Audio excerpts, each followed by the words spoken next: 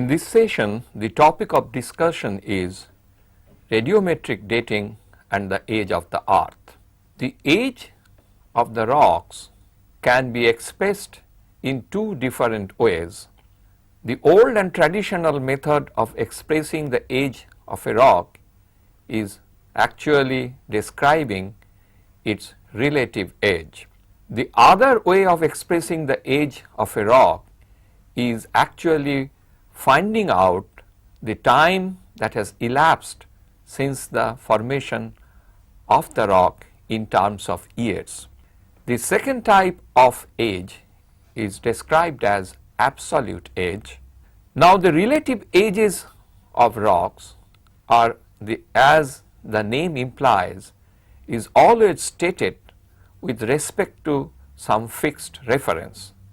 Therefore, the relative age is good at mentioning that this rock is older or younger or contemporaneous with that rock. This method was developed in the early days by identifying the different fossils present in the rock and putting them in a continuum of time. With the discovery of radiometric decay of certain elements, the method of dating of rocks by radiometric processes was proposed first by Rutherford at the beginning of 20th century. Elements like uranium, thorium, rubidium and samarium are quite common in the Earth's crust. These elements decay spontaneously to form daughter elements. The decay process is such that decay of a particular parent to a particular daughter is controlled by a factor called half-life. Half-life refers to the time required by a number of parents to decay into half their number by forming daughter elements. Now, if we look at the graph shows how the number of parent decrease with the progress of time. The second diagram shows how the growth in the number of daughter elements by the decay of the parent elements are related. As the number of parent elements decrease, the amount of daughter elements increase. To use this method, this principle of radioactive decay, a few conditions has to be met with. The first condition is that we must know the half-life for the parent. From the half-life, another parameter is calculated called decay constant, represented by lambda, which is actually a measure of the probability that an atom will decay into its daughter within a period of 1 year. The second condition is that both the parent and the daughter element must be present in the rock with sufficient quantity so that they can be measured. And third one is possibly the most important one, that after the decay starts, the parent-daughter system becomes a closed system. That is, no parent or daughter atoms are gained by the system from outside, and also no parent or daughter atoms are lost from the system to outside. In the early part of the 20th century, Rutherford and Soddy in England determined the basic equation for this decay. By making suitable substitution, the equation looks like this. It says capital D is equal to capital D0 plus n multiplied by e to the power lambda t minus 1, where capital D is the daughter elements present in the rock at the time of measurement, D0 is the number of daughter elements present at the beginning of the system of decay. Obviously, this daughter element part is not produced by radiogenic decay. N is the number of parents present at the current time of measurement. E is the exponential constant, lambda is the decay constant, and time is represented by small t. It is the time interval since the beginning of the decay, that is the age of the rock.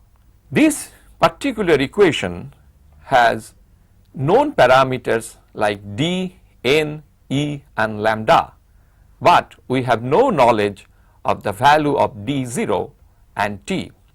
So, with the two unknowns, it is impossible to solve the equation to arrive at the value for t and also d0.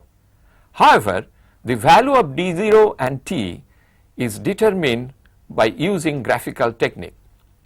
If you re-examine the equation, we find the equation perfectly matches that of a straight line with e to the power lambda t minus 1 as the gradient. That means, this equation of straight line, if it can be determined, then the gradient of this straight line will help us to find the age of the rock. The concentrations of the parent and daughter elements in a sample of rock is measured by a very sophisticated equipment called mass spectrometer. This equipment is very good at measuring the ratios of concentrations rather than absolute concentration.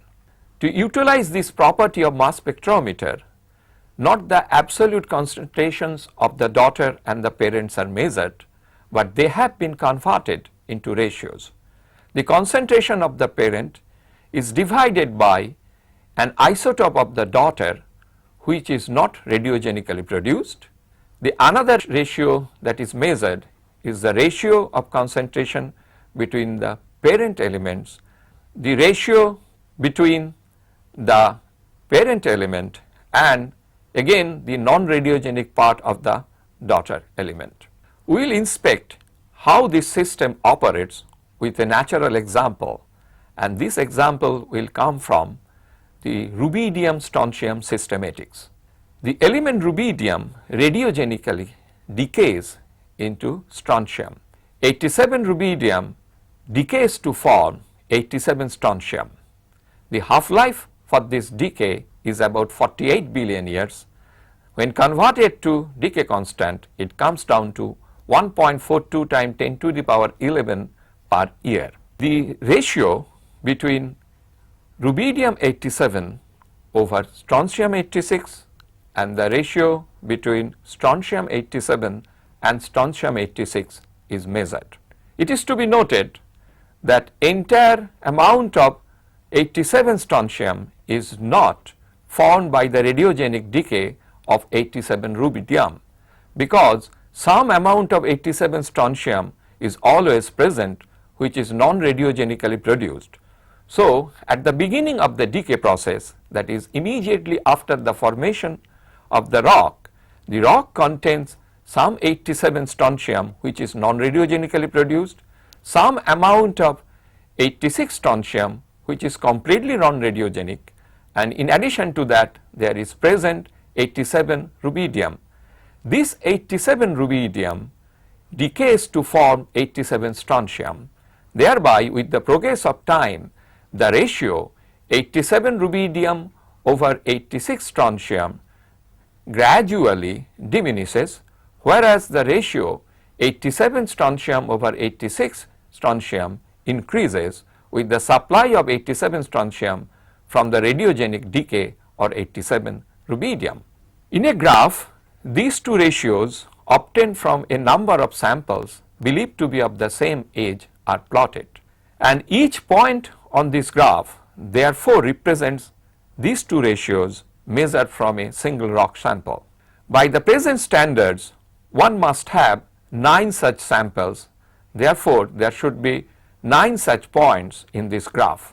In ideal situation, when all the conditions of the decay is observed, there will be a straight line that will be passing through these points.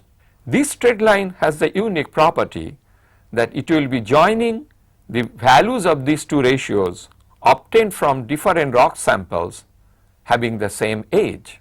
That is why the line is called isochrone. This line usually intersects the ordinate axis at a point. This point indicates the initial strontium ratio, that is the 87 strontium over 86 strontium that was present even before the decay started. From this graph, then everything that we need to know is known.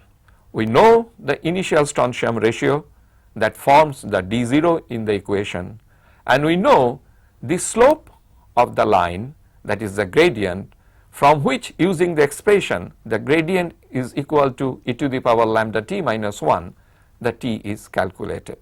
It will be quite interesting to note, at the very beginning of the decay, when there was no radiogenic 87 strontium, all these points would have been collinear, and at the same time the line would have been parallel to the abscissa, the ordinate at the same point where the line cuts after the decay. So, when the line has a 0 slope, the age of the rock was 0. As the time passes, by the generation of more and more of 87 strontium, these points will move upward, and as a result this line will rotate counterclockwise to become steeper and steeper. So, we see the steeper the line, the older will be the rock. This particular method, rubidium-strontium, needs more than one single rock sample to find the age. However, there are methods proposed where the age of the rock can be determined from a single sample. One such method was developed by Wetherill in the US, where a single rock sample and the systematics of uranium-lead is used to find the age. The principle used in this process is as follows. 238 uranium decays into 206 lead, and 235 uranium decays into 207 lead. As the rock gets older, that means more time elapses from the beginning of this decay process, both the ratios will increase because more of lead will be produced by the decay of uranium. From the decay constants of these two systems, it is possible now by simple theoretical calculations that what will be the values of these two ratios at a particular point of time after the beginning of the decay. That means, for each point in the history of evolution of these two systems in a rock, the value of these two ratios are known from theoretical calculations. Now, if all possible combination of these values are calculated, that is, the values of these two ratios for each point of time during the evolution of the rock from the beginning of its formation, then they can be plotted in this graph. The shape of the line that will pass through these points will be convex upward, and each point on the graph will indicate the value of these two ratios and their age. This curve is called a Concordia curve, which shows the values of these two ratios for every possible age of the rock. In a natural rock, these two values are calculated and they are plotted on this graph. If all the basic requirements are fulfilled, then each point will plot on this graph only, and because the age of each point on the graph is known, the age of the sample is determined. This is a very sophisticated technique where one needs only one rock sample, that is only one measurement of these two ratios, that is 206 over 238 and 207 over 235. This is the process by which nowadays the ages of the oldest material found on earth is measured. The age of the earth has been a very debated topic in the 19th and 20th century. The priests in the 1600s determined that the earth formed 4004 year BC. That means the earth is very young. Well, though there are some believers, but there is enough reason to believe scientifically that this is not possible. Rutherford introduced the system of measurement of ages of rocks using radioactive processes, which we have outlined in the previous part of the session. And he calculated the age to be very close to about 3 billion years. Now we know the age of the earth is very close to 4.6 billion years. The major problem of calculating the age of the earth is that it is difficult to determine the age of the bulk earth. The rocks that we can sample on the surface of earth is a product of a lot of differentiation processes. That means its chemistry changed since the formation of the earth. The igneous rocks, which are the product of solidification of magma, and magma is a silica melt generated by the melting mostly in the mantle, have evolved through time. Therefore, the basic requirement that is required for the measurement of ages, a closed system, is broken. When we date a rock by radiometric dating, we only find out when was the time of formation of this rock. In case of igneous rock, that only gives you the time of solidification of the rock. But we all know to form an igneous rock, there has to be a liquid melt to be produced by melting or something else. So, whatever ages of the rock we find, in case of igneous rock, there will be a melt which is older than that. This makes it very difficult to find the age of the rock by measuring the age of the rocks. The other problem associated with the measurement of the age of the earth is that because of the process of plate tectonics, the surface of the earth is very dynamic. That means it renews itself periodically, so that many older rocks are destroyed and newer rocks form. However, the continental portion of the crust seems very stable and they are not easily destroyed by the processes of plate tectonics. Again, however, the rocks on the continents not being destroyed easily by their formation witness a long period of changes at the surface of the earth and also underneath by the processes of weathering and erosion, the process called metamorphising, and again process of melting. So, even if we have lot of rocks on the continents which are very old, it is impossible to say that this is the oldest rock on the earth and this is the oldest continent ever formed on the earth, because the age that will be produced by these continental rocks will give you the age when the system started to operate, that is the system of the decay that we are using. With these kind of limitations, scientists started investigating the age of the earth. Yes, the age determined from the continents proves some boundaries, that is the possible youngest age of formation of the earth rock. But we have no clues how old the earth could be, how older than this oldest rock the earth could be. Let us look at how this problem is resolved.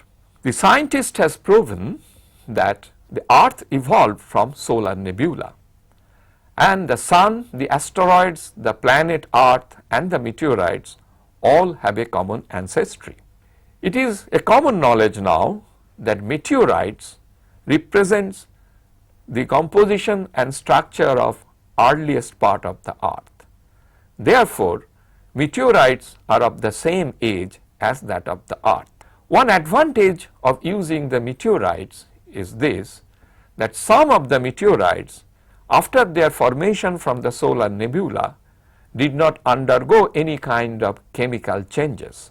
That means the decay process was never reset. The decay process started at the formation of the first asteroid, which finally became the meteorite, and it kept on ticking without any loss of the parent or daughter or any gain of parent or daughter since the beginning. Therefore, the age of the meteorite will lead us to the age of the formation of the solar system and the earth itself. Using the meteorites, Patterson from Caltech calculated a very reliable age of the earth. He used the uranium-lead systematics and he found the age of the earth using the material which is not an integral part of the earth, that is a meteorite, to be 4.56 billion years.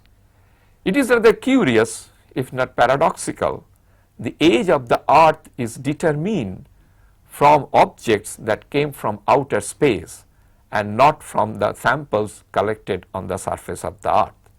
The reason seems very obvious. Patterson has the credit of also developing the uranium-lead system, and it is amazing that he framed and developed his own mass spectrometer to do that. He used almost all the samples from meteorite, and to fulfill the statistical requirement he has to wait for a final meteorite. The meteorite is named Canon Diablo, and using the samples from Canon Diablo he found the isochrone that gave the age of the meteorites and finally the age of Earth. Science has progressed a lot since 1955. We can now measure the concentration of elements not only at parts per million but at parts per billion level. But such was the accuracy and consistency of the measurement made by Patterson. The age of formation of the earth has not been modified much, and it still stands at about 4.56 billion, roughly equal to 4.6 billion years. Now that we know the age of the earth, let us take a quick look at what is the oldest component present on the earth's surface. That means what are the oldest material that are preserved on the continental surface. Because of the sea floor getting destroyed at the subduction zone, the sea rocks cannot yield any older age than about 200 million years. So it is the continents that are the repository of the older material present on the earth's surface. Two kinds of measurements are made on the oldest material present on the continent. One, minerals, the ages of the minerals, and the other, the ages of an entire rock body. There is a difference between these two. An igneous rock formed very early in the formation of the earth may eventually get destroyed by the processes of weathering and erosion. The product of this weathering and erosion in the form of sediments will be accumulated on the surface of the earth, and it can retain the signature in its mineral grains, the date of its formation. Therefore, it is more to be expected the age determined from such grains within a sediment, which are the product of weathering of still older rocks, will give us the age of the oldest component. Because of the weathering and erosion, this older rock will be destroyed, only leaving behind its products as detrital grains which are very resistant to weathering, and these grains will bear the signature of the oldest age. A mineral called zircon, which is a zirconium silicate ZrSiO4, is a very suitable material for this kind of dating. One single crystal of zircon collected from the Jack Hills mountain in Australia has done a miracle. By measuring the dates of their formation at different points of this zircon grain, as is shown in the diagram, different numbers are arrived at. This seems apparently paradoxical, but scientists explain it that the zircon grain during its stay on the surface of the earth or below the earth's surface in the rocks grew periodically because of the processes of metamorphism. Therefore, the age of the central part of the zircon grain will be different from that in the periphery. A very sophisticated equipment called shrimp is used to find the ratios of uranium and lead at different points on the zircon grain. From these two ratios, the date of that particular point is calculated. This single zircon grain, as is shown in the diagram, yielded ages as old as 4.4 billion years. That is taken to be the oldest record of preserved continental material on the Earth's surface. Now that we know that there was continental crust as old as 4.4 billion years, what is the oldest preserved rock on Earth? That means the rock was formed early part of the Earth's history and remaining like that till date. Such a rock is discovered from northwestern Canada in the Slav provinces. The accompanying map shows you the distribution of such old rocks on the continents. In the Slav province, near the Akasta river, a gneissic body occurs called Akasta gneiss. A gneiss is a banded rock formed by metamorphism of some older rocks. By the method of uranium-lead, this rock, not only a mineral grains from it, this entire rock yielded an age of 4.2 billion years. Till date, this is the oldest age found in any continental rocks. Now we see that though the continental rocks that are preserved on the Earth's surface can give you the history of the Earth up to a point in the history 4.2 billion years old, individual grains preserved in rock can take us much deeper in time, up to 4.4 billion years.